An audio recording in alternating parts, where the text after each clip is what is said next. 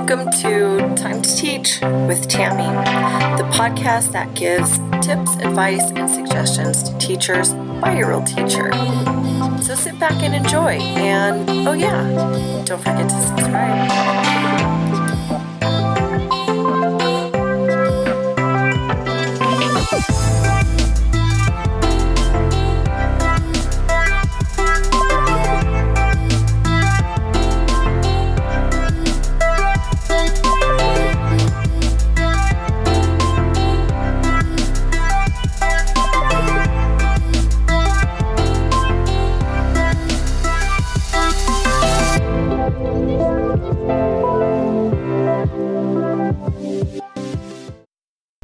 And we're back. Welcome to episode 66 of Time to Teach, entitled What's My Update? Okay, so it's just basically today's episode is going to be giving an update about what's going on in my classroom.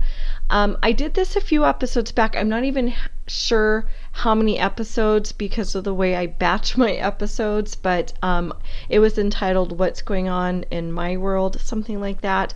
It was kind of inspired by a George Strait song. Yes, I grew up on country music, and even though I don't listen to it a whole lot anymore, I've got love for Mr. Strait. So he has a song, What's Going On, I think, in Your World. Anyway, that is so beyond the point, you guys. Why am I going on about that? Anyway, I really liked just taking an episode to kind of update and think through what I'm doing, because I've mentioned this before on the podcast, that a lot of what I'm doing this for is to kind of reflect on my practices as a teacher. So I really make this podcast more for me than anyone else. And if anyone gets anything from it, that is excellent. But yeah, I'm going to be honest, this is really more for me. So I really like that because I was able to kind of think through and talk about some things that I'm doing. And I'm definitely in a place and space and time where I am in need of really good reflection. Could also be known as therapy, but I'm going to call it reflection. I'm in need of some good reflection. So that is what today's show is all about. I'm having some interesting struggles. So if you are interested in hearing what's going on, then please join me, because that is what I am going to be discussing. Okay, so let's just go ahead and get ourselves started here. So as I record, this is a Sunday, and this week, starts week 7 of school. I can't even believe that we're almost 2 months into this thing being the 18-19 school year. But yeah, we're going into week 7, and I am definitely finding that I'm having to change things up in my classroom, which is not bad. It's actually, as frustrating as it can feel, sometimes in the moment, it's really good because I'm being stretched as a teacher. I'm being stretched to try to find things that, new things that can potentially work with students. In other words, things maybe that I've used before are not necessarily working. So I'm really stretching myself as a teacher here in many ways. Just to kind of explain why that is, that my new group just happens to be a very energetic group. Emphasis on the very, and emphasis and underlining and highlighting on the energetic part. Very energetic group this year. So there's, first of all, just teaching young learners already comes with its own interesting challenges. It's a lot of emotions, a lot of not really knowing how to regulate those emotions, doing things impulsively. That just kind of comes with being a teacher of young students. So a lot of that, it just kind of goes along with, what I would typically be dealing with.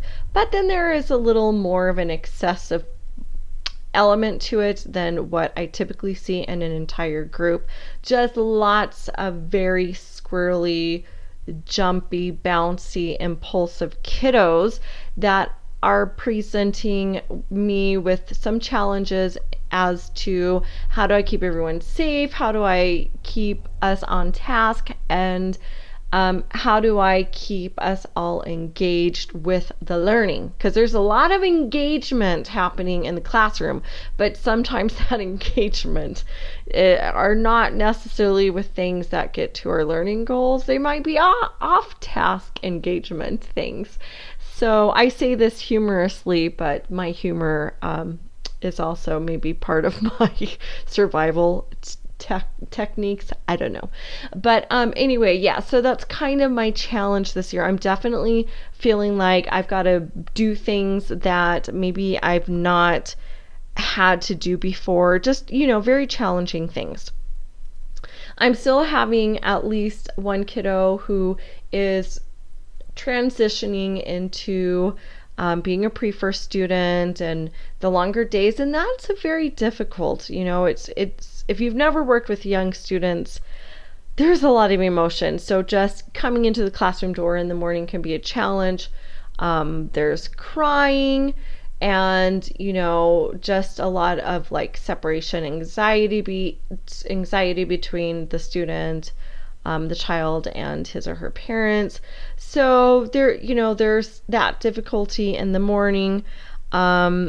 And then, like I said, just kind of the whole engagement and on task and self-control things that are happening, but on a much wider scale than maybe they've happened before. So, this has definitely made me think, well, what can I do?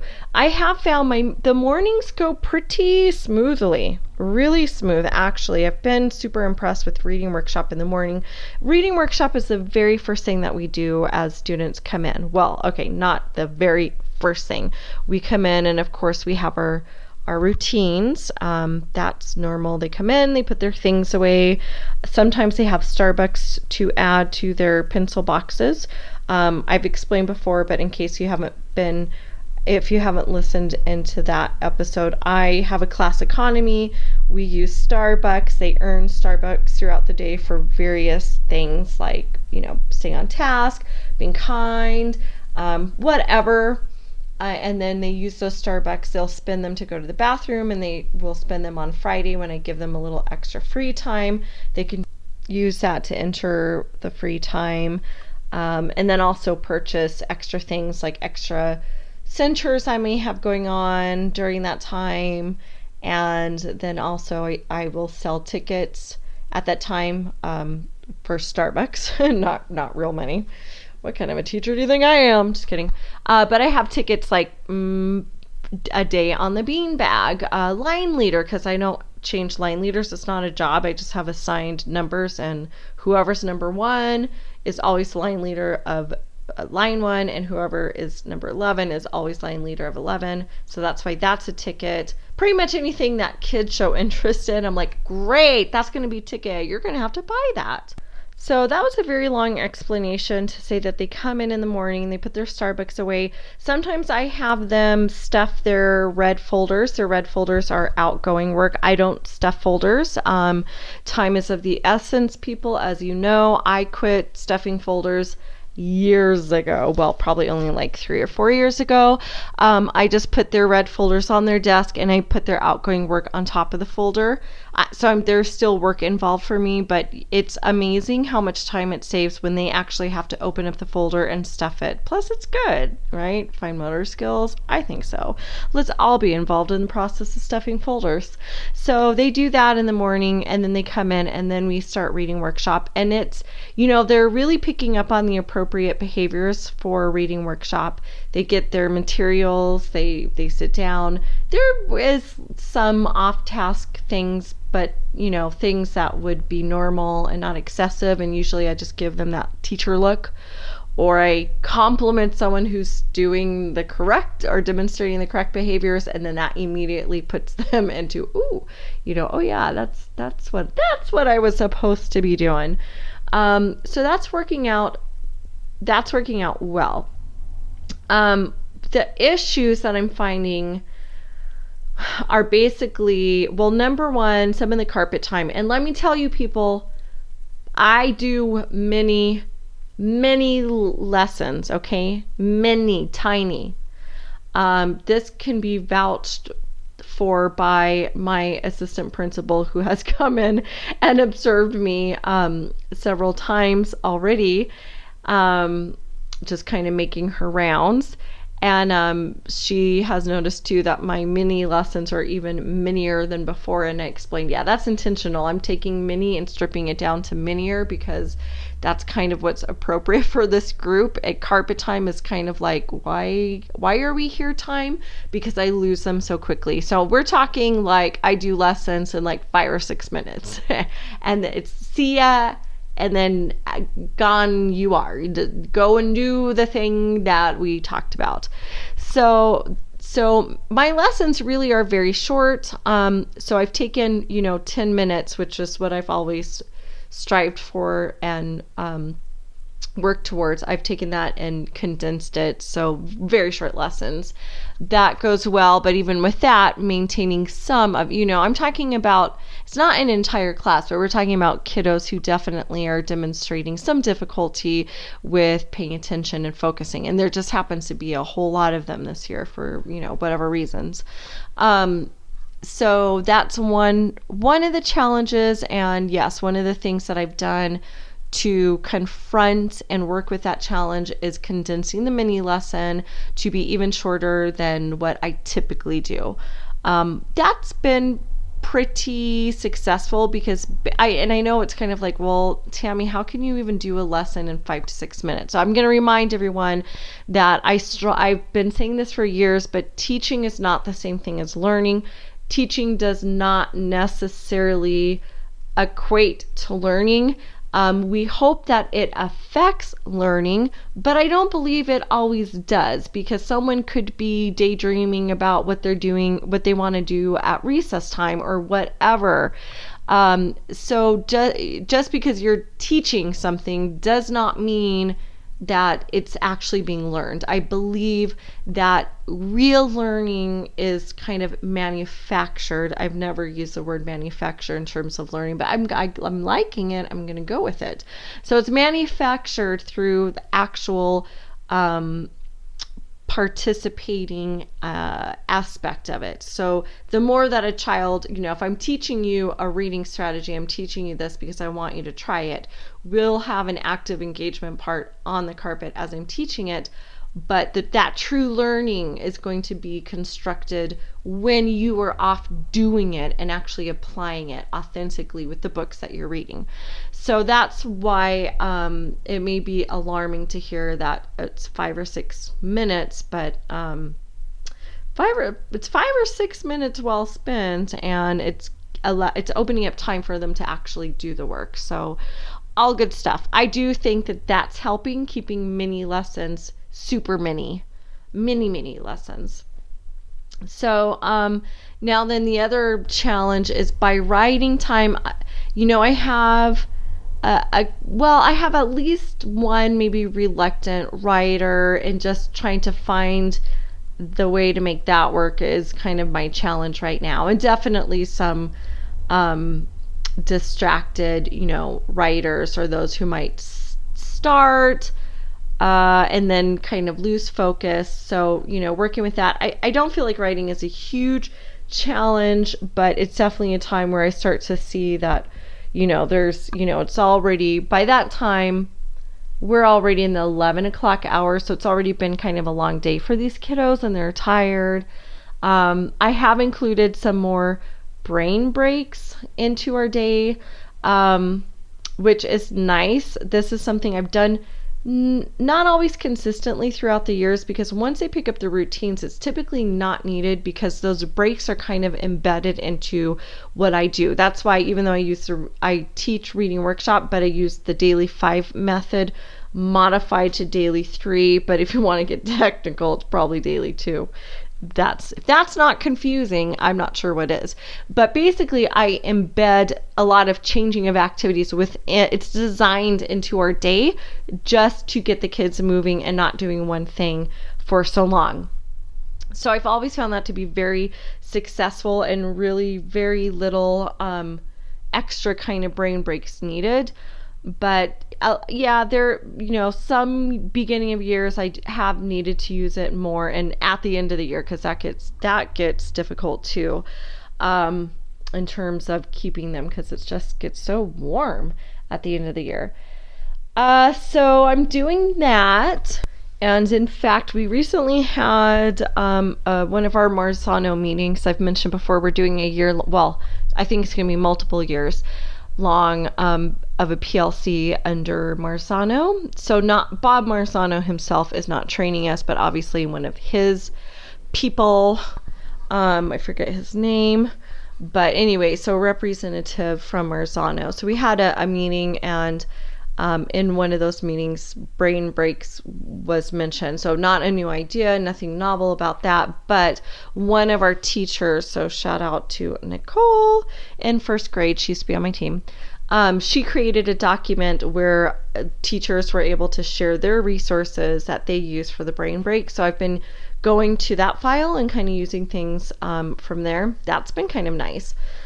So yeah, I've been using that more, especially around the writing and math time, because the kids are just slowly breaking down to almost nothing by that point, by the end of writing workshop, as we're starting math workshop.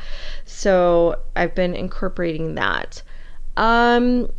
Then my other thing, this is a huge just overhaul of my math workshop, you guys. I don't know if I've ever gone through a day of my math workshop, although I feel like I have, and certainly I must have mentioned it in a podcast episode somewhere down the way. I've had to totally revamp my math workshop because it's not working with this particular group. It's just the kids are done. I see myself standing at the carpet talking to them, and it's just like they just can't do that at that time of day. It's just, they're done. I'm wasting my time, I'm wasting their time. I'm getting frustrated. And so what happened was, by last week I was on my prep. My kids were in Spanish class, and I was out working on plans, and I was just like, I can't do another hour of math workshop the way I've been doing it. It's not working. I just can't go through it. It's painful, excruciatingly painful. I know no other way to explain it. That's the best way I know how to explain it. So kind of on a whim, it was around the early 10 o'clock hour. I think it was like Wednesday, and I was just like, what can I do? What can I do? So I was remembering that I already had kind of been toying with the idea of doing all my teaching in small groups for math, just because I've heard some teachers doing that. And I teach in small groups, but I would have like a mini lesson component to it with the whole group, much like I would during the reading and workshop time. But math workshop, nope, not working out. So I thought, okay, I'm getting rid of that whole group component. And I was a little reluctant and somewhat sad, because the way I was doing it, there were great components that really have worked in the past. So again, let me emphasize, this is my first year ever having to totally overhaul my math workshop. So it's worked.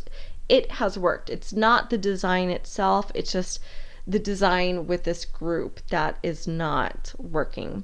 So the way I've been doing math is I open up with a read aloud, a math read aloud, then I might go into a number talk, and then we do a math journal page, all of us at the same time, the same page. I know you're not differentiating, but there is differentiating within the workshop, so that piece not so much.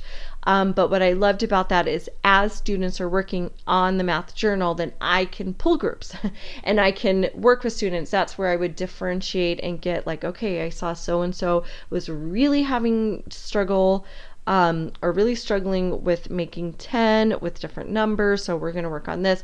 Whatever it is, that would be a time that I would do that. Then after the whole math journal time that everyone's working on at the same time, then we would go to the carpet. I would do my math mini lesson, whole group again, and then they would either go off and practice it if it was something that needed to be practiced, or we would go straight into our math centers.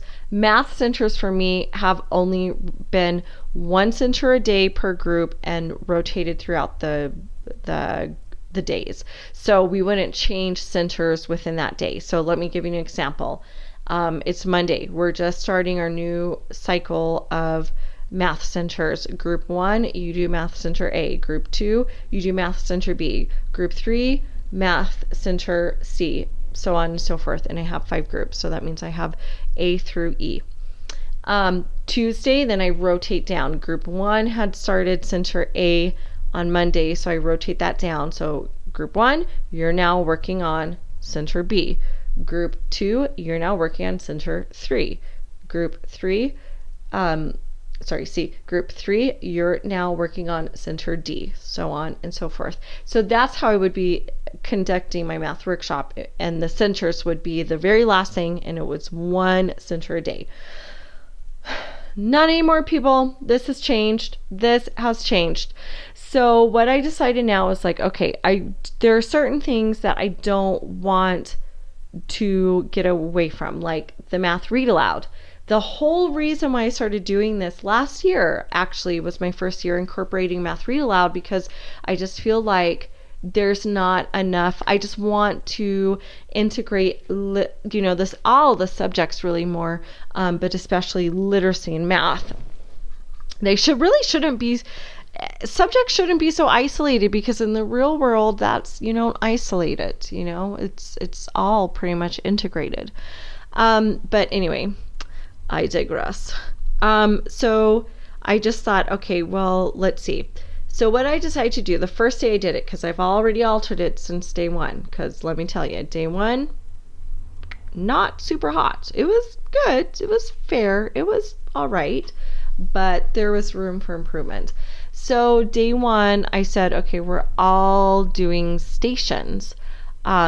So there's going to be 5 rotations. So they will be kind of moving through the rotation. So I said 1 station was going to be with my TA. She was going to do the read aloud, and there was another station.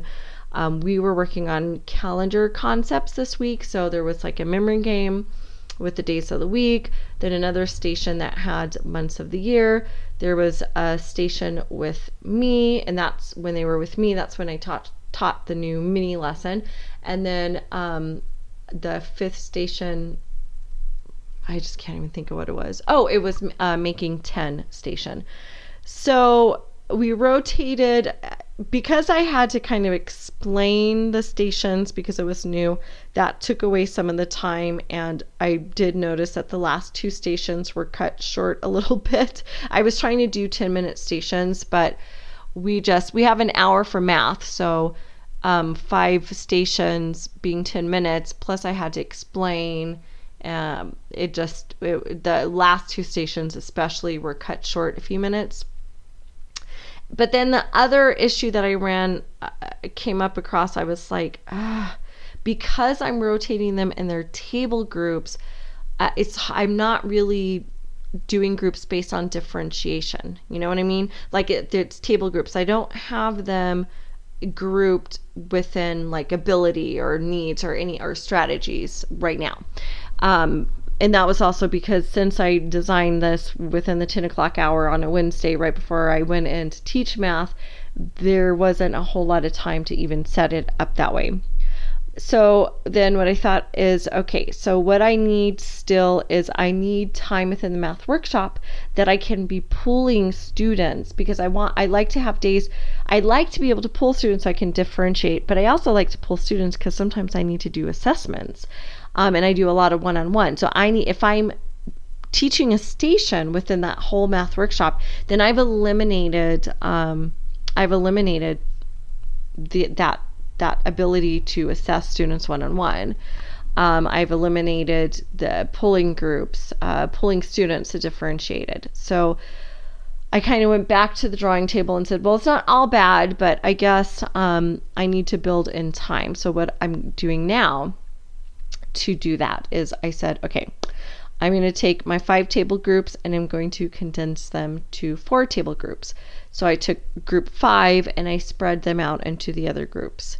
So now they're part of other table groups. So they know, one student is in table group 1, another one is in table group 2, another one is table group 3. So they kind of know that, okay, so when that group does this, I'm doing it with them. So that was one technique. So that means I've eliminated one group. I've condensed that 10 minutes. I no longer need that 10 minutes. And then the other thing I did was condense the stations from 10 minutes to 8 minutes. And then lastly, the other thing is I said I am going to open up Math Workshop with that math journal page. So then we'll open it up. We open up, everyone's doing the math journal. Then there's the time that I can be pulling students and doing what I need to do to differentiate and help, like reinforce whatever it is that needs to be done. I have the time built into my Math Workshop to actually do that. Then we go into the 4 stations and I've kind of condensed that down to about 8 minutes. So that seemed to work out much better. The other thing I thought about is if it's a day that I need additional time, what I can do is, if I don't need to do a new teaching, because sometimes we just have like enrichment or practice that could be built into one of the stations where it's not an actual new lesson, but it's more like we're exploring the concept. That can just be a station. And then I can have my station when they go to station 4, because that's my station. Station 4 could be an activity that they've already done. So, like, oh, maybe last week we did this thing, and now it can be that station if I'm not teaching. So that's kind of how I've confronted it. And, it's going pretty well. The other challenge that I noticed with this is now I'm like, now I don't really have a time built into my workshop to do number talks, because a lot of times I would do that after the read aloud. But I am thinking, well, maybe I can open up my small group when I'm teaching, open it up with a fast number talk. So I just need to try that out, because 8 minutes sounds very short, but actually when I'm working the small group, I kind of noticed that I'm like, oh, we got a couple minutes left. So I could do it right in there. And then at least that gives me a time frame built in. And then the other thing that's challenging is that when we stop stations, when it's over, they get very loud. And Friday was a lot better because I was like, no, everyone turn your voice off, turn it off, turn it off. And I also taught them a new signal, which is helping. And this came from one of my colleagues, but she does this with her class, where I say hocus pocus and they say everybody focus. They put their hands on their shoulders, just kind of reminding them that you're stopping, and they look at me, and then I'm just kind of saying, okay, listen, everyone listen to where everyone is going. And then I kind of point, okay, group 1, now you're going to do center B, and I point where that is. Most of them are actually at their table group. It's just a matter of the material manager picks up their materials and brings it to them. So that's still kind of a wrinkle in all of this that I'm trying to work on. But I'm very hopeful, because we've done 3 days on this, and every day I've been tweaking it slightly. And also the other thing, you guys, is that I know that anytime we try something new, it's usually not done perfectly the first time, sometimes not the first couple of times, and I'm okay with this. I used to be really hard on myself and feel like I really failed big time, and sometimes it is failing, but it's failing forward, because a lot of times it just means that they need more exposure to it, or you just got to tweak some of those things that didn't work. So I don't beat up on myself as much as I used to, where I would just be like, this is a disaster, so I can't even do it because it doesn't work. Whereas now I'm kind of like, I go into it knowing, hey, it's going to be a hot mess the first time, and that's how we're going to learn. So I think it's actually just a matter of your attitude or the way that you think about it that makes a huge difference, because before I would shy away from even doing anything that I thought wouldn't go perfect the first time, but I don't think that's fair, and I don't think it's realistically what you can expect. And if you do expect that and you don't allow room for things to go wrong and learning from it, then you, I think, are taking away a very important opportunity to try some new things. And then the other thing that I have to say is, I know I did, I think, a whole podcast, maybe not a whole podcast, it's so hard to remember on a Sunday afternoon after I've been working on things for a while, but I think I talked to you guys about Seesaw. So that's another thing that I wanted to update you on. It's not all just about some of the challenges, but I told you guys how I'm using, it was a whole episode all about why teachers should be using digital portfolios in the classroom. So I started using Seesaw. It is a digital app. If you're not familiar with it, it is awesome. It's a digital app that allows students to keep a digital portfolio. I started it about 2 weeks ago.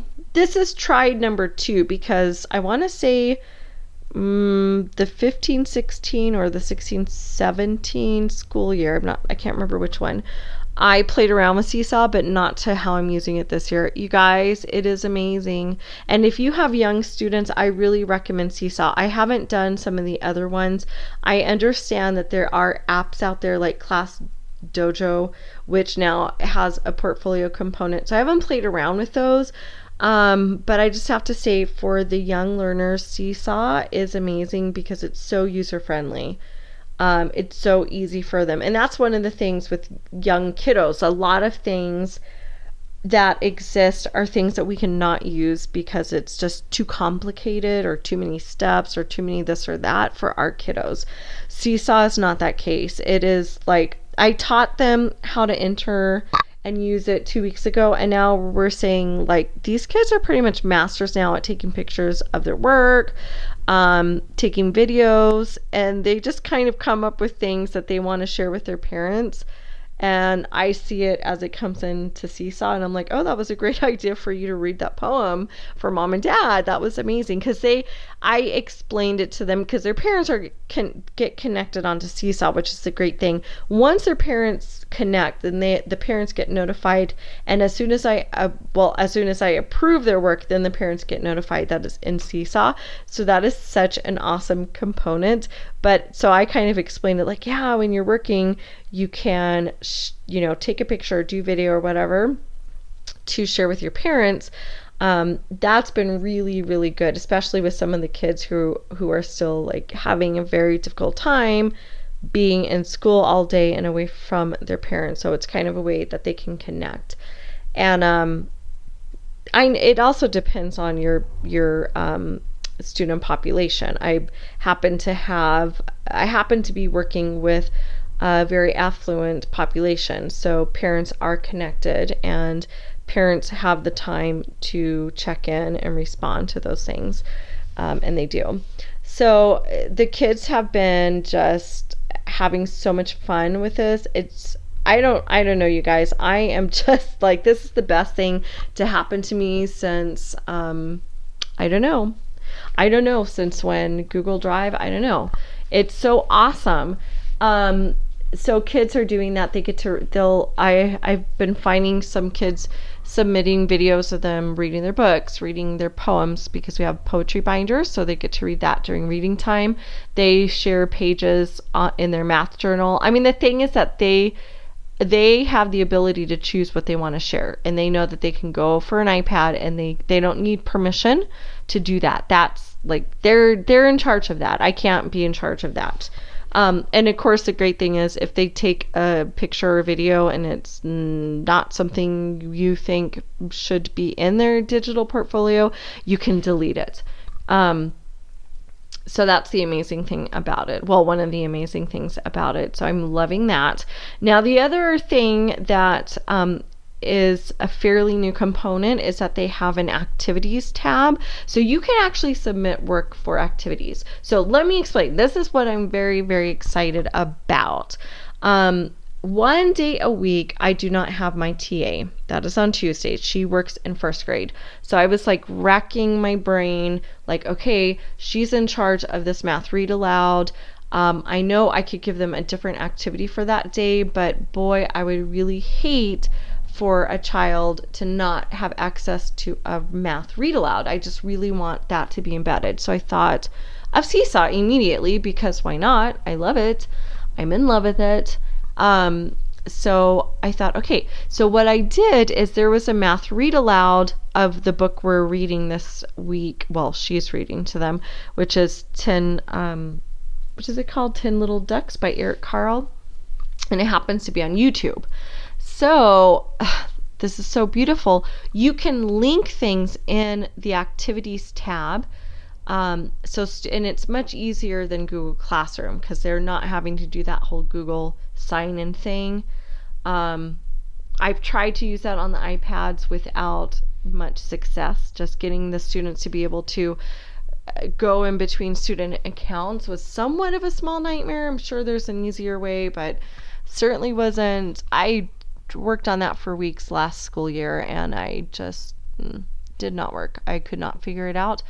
But within Seesaw, there's no problem. They just click on the activities, and then you can leave it shows up as an image. So how awesome is that? They just see the picture of the book, they click on it, and it takes them directly to the YouTube. So it's not any of like, you have to sign into Google Classroom, or, oh, you have to go into YouTube and look this up. My kids, that's a lot for them. That's a lot.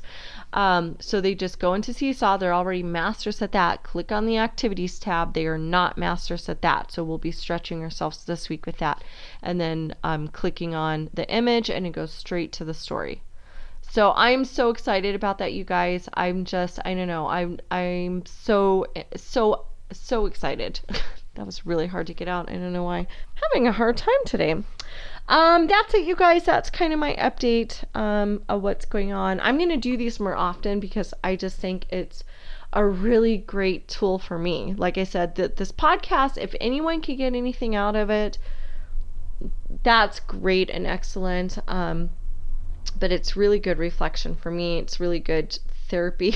I kind of get to think about and talk through some things. I almost feel like I'm like talking to a friend, although I know I'm really not, because no one's really responding, but it does feel that way. And I know some people are listening, and I do appreciate that. Thank you so much. It really means a lot to me, because I'm like, gee, if anyone wants to listen to little old me, then thank you, because I don't even want to listen to me, so I'm just totally flattered. Just being honest, I used to listen through to my podcasts after they were published. I only do it as I'm editing now, because I almost cannot stand to listen to my own voice, I guess is what that is. I don't know. But that's it, you guys. Yeah, like I said, I'll go ahead and do some more of these. It's just very helpful for me, and I truly do hope that you got something out of it as well. And if you did, I'd love to hear from you. You can tweet to me at TamiJ123. That's TAMIJ123. It is now time to go into our wins and fails segment for the week. So,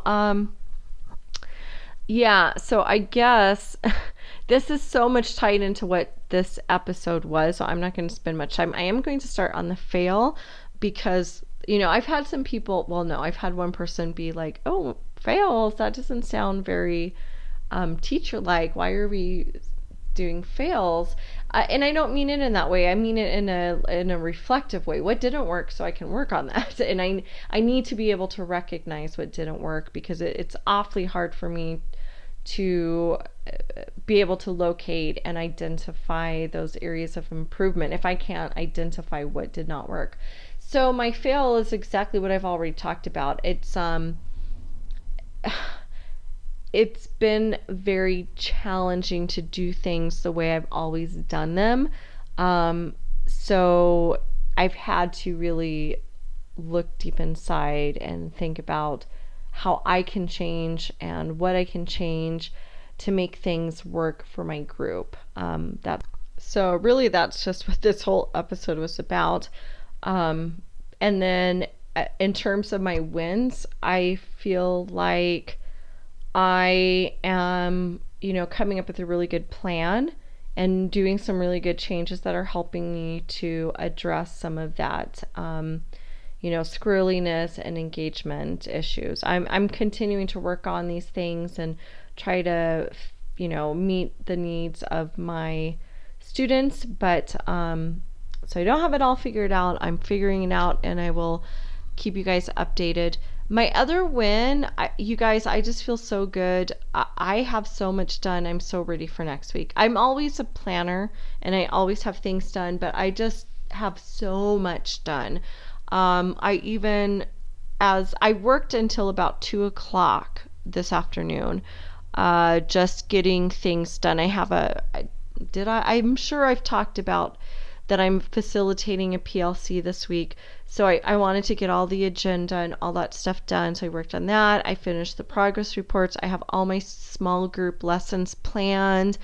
Some of this was just kind of thinking through these new ways of doing things, but I have my class website updated. I just have everything prepared because I just felt like I feel like it's going to be a really busy week, I think, just with the new things that I'm doing and continuing to try, and then just my meetings coming up. I just wanted to have so much done that I can go into the week feeling good about that and knowing I got some things done, and that's going to free up time that if I need to reflect back and if I see that, oh hey, math workshop really isn't working out now, I'll have some open time to work on that. So that's it. That's what's going on, you guys. Thank you so much for joining me. Again, I'd love to hear from you. Tweet to me. Could be regarding what the show's topic was or anything. I'll go ahead and let you guys go. Until next time. Wait a minute. Wait 1 minute. Before you go, don't forget you can catch our show notes online at www.timetoteach.libsyn. That's libsyn.com. We're also on Facebook at Time to Teach. Don't forget to check out our Facebook group, Teachers for Effective Curriculum. And if you're an educator with your own podcast show, I invite you to join our brand new Facebook group, Teachers Who Podcast. Let's grow a community where we can network, problem solve, and discuss anything and everything podcast related. I'll see you there.